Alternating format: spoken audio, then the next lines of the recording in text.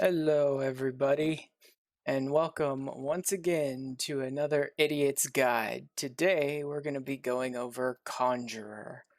I am your local idiot, name's Ash, and I'm going to do my best, which isn't saying much, to teach you how to play this class. Now remember, if you should find anything in an Idiot's Guide that you actually enjoy, don't know why, and want to support me, the best payment possible is head pats and ear rubs. Anyway, for Conjurer, there's really not a whole lot to the class. It's pretty simple. We are getting into the only healer that can start as a class, right? All the other healers are jobs, which means you won't get access to them till at least level 30. When it comes to a Conjurer, your abilities for actually fighting are not that big. Now remember, we're only going through everything you're going to get up to level 30. So up to level 30, what a Conjurer has to work with combat-wise is really only two buttons. You've got your basic attack, and you've got a dot, a damage over time effect.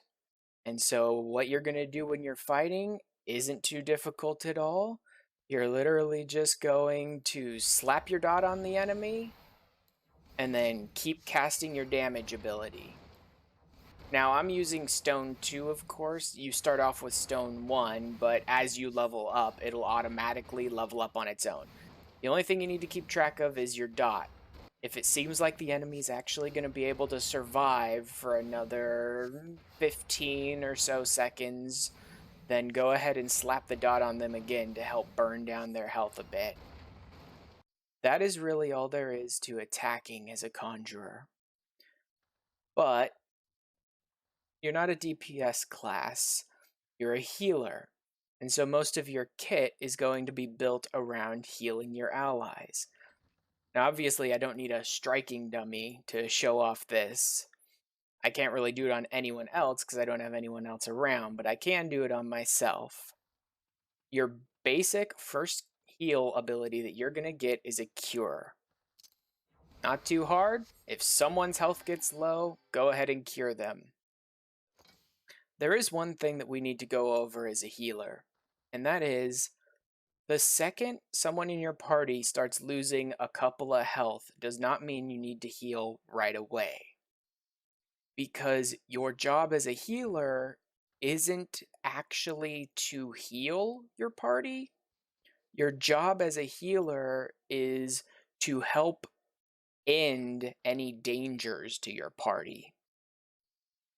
Now, healing is a very good way to deal with that. When people take damage, you can heal them back up.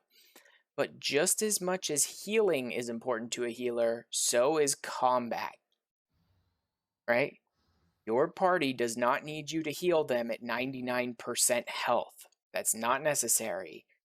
And taking your time away from damaging the enemies to end battles faster in order to heal them when they're already at that high of health is pretty much pointless. So, when do I need to heal? Well, the go-to answer for almost anyone is when it's comfortable for you. That depends on your skill level, how much practice and experience you have as a healer. You'll get more used to where your comfort zone is for that. But the rule number one for all healers in this game is quite simple. The only HP that matters is the last one. And that's it. As long as every member of your party still has 1 HP, you're doing your job right as a healer. Even if failing that, you do let someone in your party go down, you have a way to fix that too. Now, maybe that'll tell you that you need to be healing a little more often or at a little higher level percentages. But even if you let someone go down in party content, it's not going to be the end of the world, so don't freak out about it. Okay? So, knowing that, let's get into what you actually have in your kit to help you heal. You have a basic cure. You're going to get this very early on. It's a simple, single target curing ability. Okay? That'll help you get them back up in health. And that's probably what you're going to be using in the first dungeons and party content you go into to help keep the members of your party up. Later on, you're going to get access to Cure 2, but it should be noted you're not getting this until level 30. If you look up at my little action tab here when I hover over it, you're not going to get access to this. It's not acquired till level 30. That's pretty much near the end, and a lot of the early game dungeons are not level 30 dungeons, and you do get level synced to dungeons. So, there are plenty of people in the game who are like, when you get Cure 2, don't even bother using Cure 1 anymore. And they are pretty much right. Cure 1, if you look at the action tab, does have an additional effect. It gives a chance that the next time you cast Cure 2, you can do it without using any MP at all. That sounds pretty good, except that it's useless. The big breaking point for this class is not going to be your MP management. We'll get to that when we get into the situational things. So don't worry about trying to get free cures. It's not useful. Once you have access to Cure 2, Cure 1 is effectively useless. You shouldn't really be using Cure 1 to heal anyone anymore. In fact, I tend to organize my bar more like that so that I make sure I'm keeping Cure 2 in the more important spot. Now, why don't I remove Cure from my bar if Cure 2 is so much better and you shouldn't even bother using Cure 1 anymore? That's because of going into roulettes, duty roulettes, going into like a leveling dungeon and getting level synced down. Cure 2 is a level 30 ability, which means that if you level sync into a dungeon below level 30, you're not going to be able to use Cure 2. So I keep Cure 1 on my bar so that I'll have it there and can still technically use it when I get into a dungeon where I can't use Cure 2. But that's the only situation I've ever run into in which keeping Cure around is still useful, is when you can't use Cure 2. Alright? And that's all for like the single target curing ability you have up to level 30 as a Conjurer. But you do get one AoE heal. Alright? Medica has a nice big range, 15 yalms, and it'll heal everybody around you. This is great. When enemies are using big mechanics and your party's not getting out of the way in time, or a boss has like an arena-wide mechanic that everyone's just going to get hit by, you can use this to kind of bring everybody in your party's health back up. Again, when I was going through the guide for Archer, I went over this on range DPS in that it's not really beneficial for them to be standing way over there while the rest of your party's over here fighting an enemy. And this is the reason why.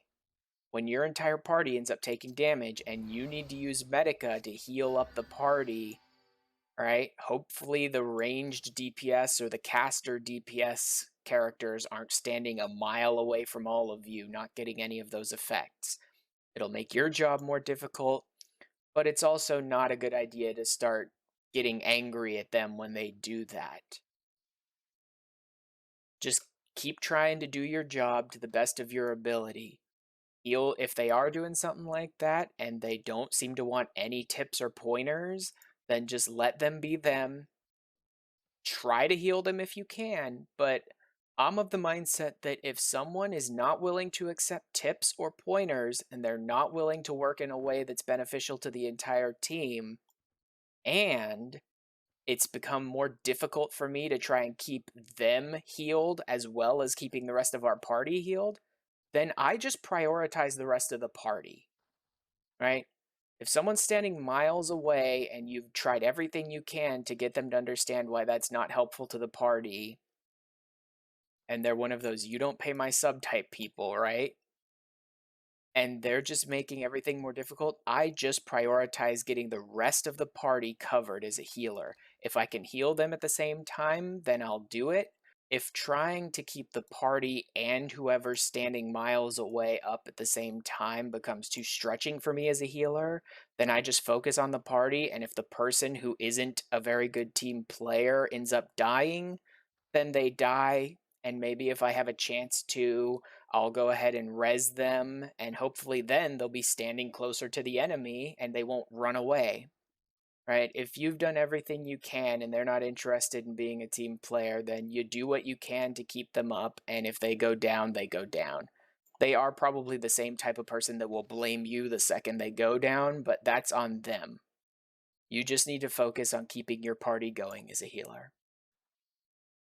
That covers all of the healing and all of the basic combat stuff. Everything else that you get as a healer is pretty situational, and we've actually covered a number of them already, right? You got lucid dreaming. This right here is exactly why you don't want to bother fishing for free cures. You don't need them. If your MP goes down below 80%, 8,000, pop lucid dreaming, your MP will maintain itself just fine. There are very, very few situations in this game in which a caster who's actively using their lucid dreaming whenever they need to will actually be able to burn through their MP so fast that they can't keep it up. That's what she said! Michael! Now, the other thing you have is your Asuna. This removes a detrimental effect. Now, it's difficult for me to do it here since I can't really show it off. But when a detrimental effect shows up on someone, there's two versions that can show up.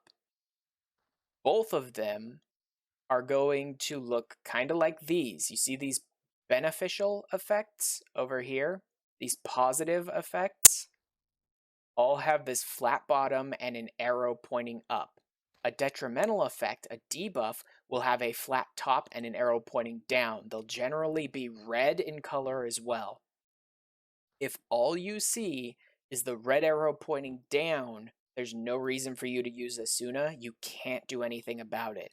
However, if you see the red arrow pointing down, and then where this has a flat bottom, like I said, detrimentals will have a flat top.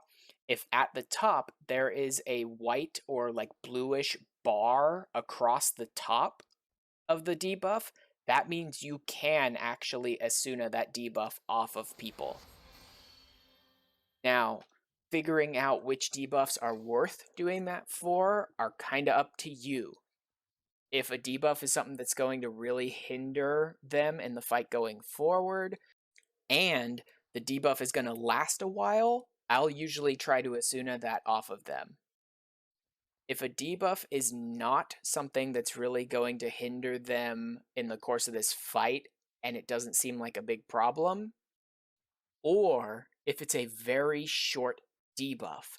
I have seen some that are like, wow, I really think that's the kind of debuff I should take off of them. And then I look at it and it only lasts like 5 to 10 seconds.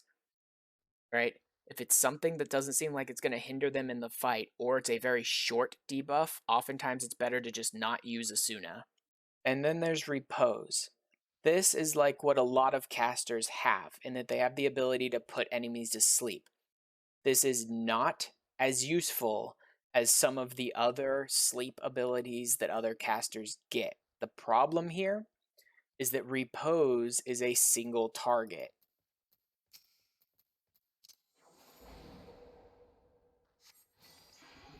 Okay, it's only one target, which doesn't make it as useful. In party content, there is almost no situation in which you'll really want to put sleep on a target, because your party's probably going to be damaging them anyway, which will wake them up. But there may be some niche, very specific circumstance in which it would help. I haven't really run into any. A big AoE sleep, like some other casters get, might be more useful in party content, because you can put a bunch to sleep at once. This, not so much. In solo content, it could help. If you pull too many enemies at once and you just know you're not going to be able to handle them all, just putting one or even two to sleep and then just focusing on fighting them one at a time, or just putting them each to sleep and then just running away to get out of the fight can help. Again, it's not as useful as if it was an AoE, but at least you have the ability to do so. And finally, we get on to one of the best parts that a lot of casters have. That's your swift cast, which will make the next spell that you cast immediate, and your resurrection ability. In this case, it's raise. These resurrection abilities always take a very long time to cast, like 8 seconds, generally. You can hard cast them, it can be done, it can even be done in the middle of a fight if need be. But it's much more useful, mid-fight at least, to be able to hit swift cast and then raise someone instantly.